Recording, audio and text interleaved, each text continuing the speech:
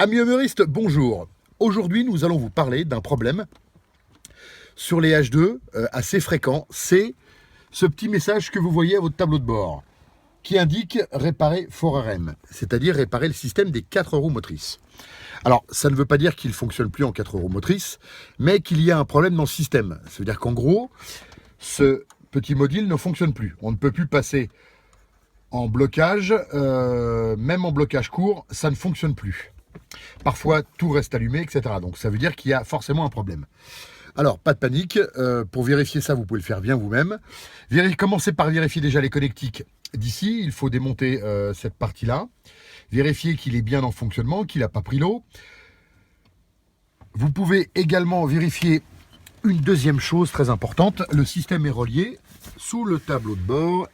Ici, vous avez un petit boîtier, c'est celui-ci, qui gère le système des 4 roues motrices.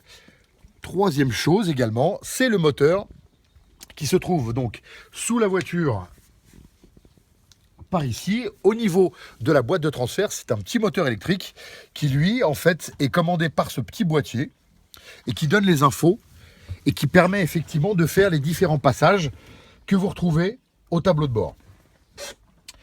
Si l'une de ces 3 pièces ne fonctionne pas, bien évidemment, vous allez avoir ce type de message. Donc il faut dans un premier temps donc, vérifier ce petit appareil pour voir déjà s'il est fonctionnel.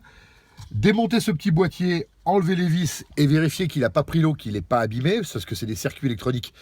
Malheureusement, là où il est placé, en dessous au niveau des pédales, forcément il peut avoir des problèmes d'humidité. Et également le moteur de la boîte de transfert qui se trouve sous la voiture, qui lui aussi peut avoir quelques petits soucis. Celui-là c'est simple, hein, vous avez 3 ou 4 vis à enlever, vous l'enlevez et simplement vous le testez directement avec la batterie en le faisant fonctionner et vérifier s'il tourne bien, parce que s'il ne tourne pas, c'est qu'il est grippé, c'est qu'il est abîmé, ou vous le restaurez, ou alors vous en changez.